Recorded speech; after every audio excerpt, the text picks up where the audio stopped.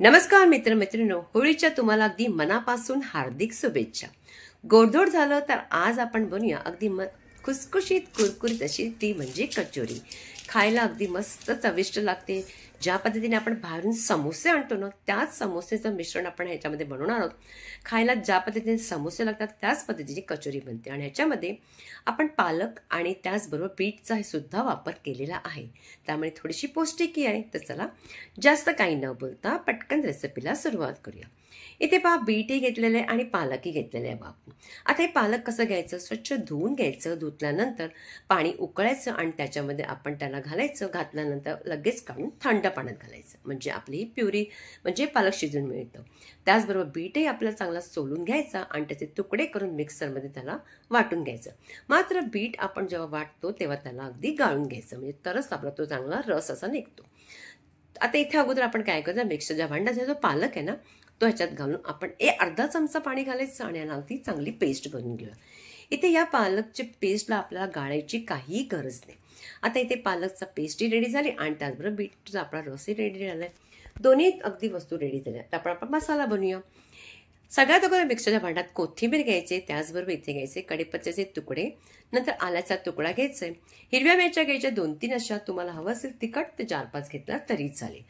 बडीशेप घ्यायची 1 चमचा आणि 1 चमचाच घ्यायचा आपण इथे थोडेसे धणे, त्याचबरोबर अर्धा चमचा ओवा घ्यायचा आहे आणि नंतर अर्धा चमचा आपण त्याच्यामध्ये घालणार आहोत जिरं. सगळी जिन्नस झालेली आहेत आणि आपण ह्याला चांगला या मसाला वाटून घेऊया. जर तुमच्याकडे पुदिना असेल तर पुदिना सुद्धा टाकू शकता, त्याला आणखीन चव येईल. तर इथे आपण ह्याला चांगलं अगदी मस्त असं वाटून घेतलंय.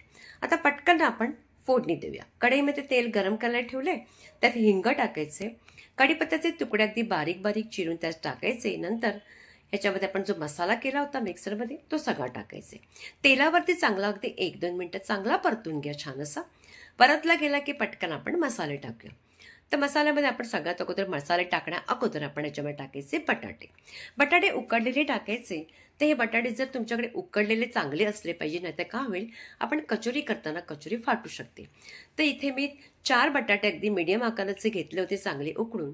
आणि जर उकडलेले बरोबर नसेल ना तर काय करा, किसून घेतलं तरी चालेल. आता आपण इथे घालायचे मसाले घालताना आपण इथे घालायचे आपण धणेपूड 1 चमचा, त्याचबरोबर लाल तिखट 1 चमचा घालायचे, नंतर हळद अर्धा चमचा घालायचे आणि चाट मसाला घालायचा आपण इथे अर्धा चमचा किंवा 1 चमचा. तर इथे ना चाट मसाला नसेल तर आमचूर पावडर टाका. चवीपुरतं मीठ टाकायचे. आता हे सगळे मसाले आपण टाकले गेलेत. तर या बटाट्यामध्ये आपण चांगले परतून घेऊया. छान असे परतून घ्यायचे. गॅस मंद ठेवायची आणि त्यानंतर ह्याला आपण झाकून ठेवायचं अगदी 2-3 मिनिटासाठी, म्हणजे मसाले त्या भाजीमध्ये चांगले उतरतील आणि भाजी अगदी मस्त चवीला बनेल. आणि हीच भाजी ना बाहेर तुम्ही जेव्हा आपण समोसा आणतात ना त्याला हीच भाजी वापरली जाते. आता आपली भाजी रेडी झाली, थोडेसे थंड होऊ द्या. तोपर्यंत साठा बनवूया. साठा बनवण्यासाठी एखादी वाटी घ्यायची आणि त्याच्यामध्ये आपण तूप घालायचं.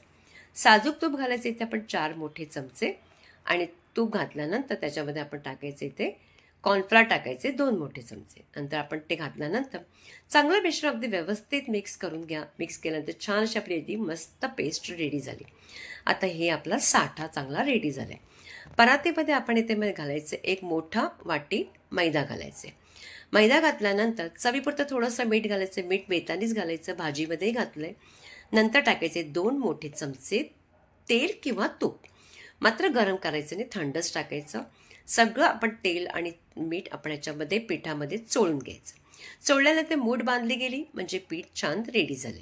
आता ह्याच्यामध्ये आपण पालक आहे ना ते वाटलेलं थोडंसं करून घालायचं. अगदी पटकन जास्त असं नाही, जितकं हवं या पिठाला तितकंच घालायचं. नाही तर काय होईल, जर पातळ झालं तर तुम्हाला मैदा आणखीन त्याच्यामध्ये टाकावं लागेल.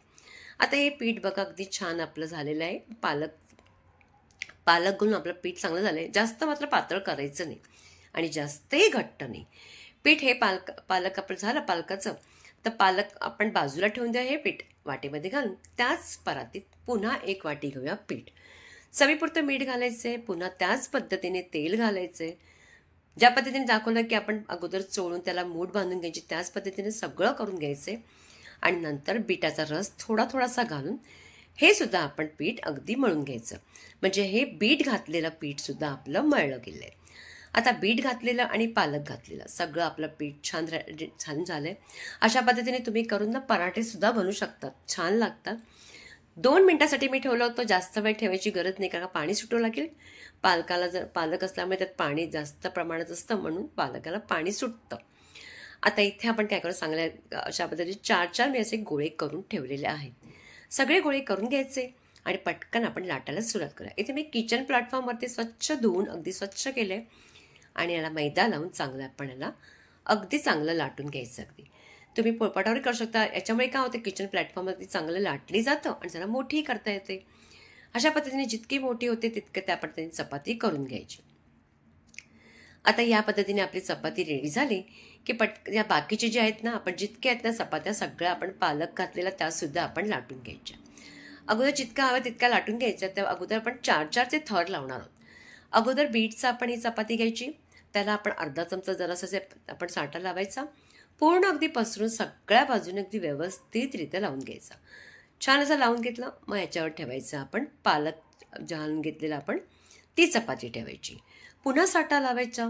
असंच सगळं आपण अगदी 4 वेळा करायचे. म्हणजे आता हे 2दा झालं, पुन्हा बीटरूटचं ठेवायचं, पुन्हा साठा लावायचं आणि नंतर शेवटी आपण ठेवायचं पालक घातलेला तो. म्हणजे या पद्धतीने आपली मस्त आपण चांगली लाटी आपण करून घ्यायची. आता हे सगळं तुम्ही हवं असतात 5 केलं तरी चालेल. आता शेवटी आपण पुन्हा साठा लावल्यानंतर आता मात्र अगदी हाताने छान असं आपण त्याला अगदी घट्ट असा रोल करून घ्यायचा. जराही त्याला अगदी जास्त लूज ठेवायचं नाही, म्हणजे हलकं असं ठेवायचं नाही, अगदी घट्ट होईल जितकं ना तितकं करायचं. अशा पद्धतीने चांगलं अगदी करायचं आणि जरासा हाताने आपण अशा पद्धतीने रोल करायचा. आता आपण पटकन त्याचे तुकडे करून घेऊया. तर तुकडे करताना आपण जेव्हा आपण चाकू किंवा सुरी म्हणतात तो काही चांगली धार काढायची नाही, तर काय होईल ते सुटले जातात प्लेअर. बघा छान व्यवस्थित झालेले. आता सगळे आपण जितके तितके हवे तितके सगळे आपण करून घ्यायचे. हे सगळे झाले तर आपण बटाट्याची जी भाजी ना त्याचे अगोदर गोळे करून ठेवूया, म्हणजे कचोरी करताना आपल्याला काही त्रास होणार नाही. आता आपण इथे गोळे करायचे आणि नंतर आपण पटकन लाटी लाटायला सुरुवात करायची.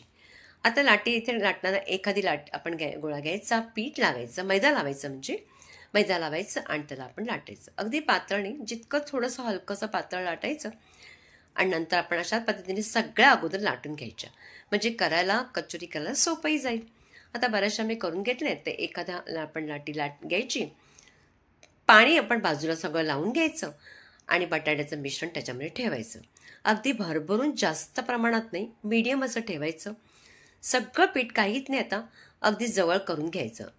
अशा पद्धतीने दोन्ही हाताने करून घ्या आणि अगदी जवळ आल्यानंतर मात्र चांगलं दाबून घ्या. तर काय जरा जरी सुटलं तर मात्र तेलामध्ये कचोरी सुटली तर बटाट्याची भाजी बाहेर निघेल.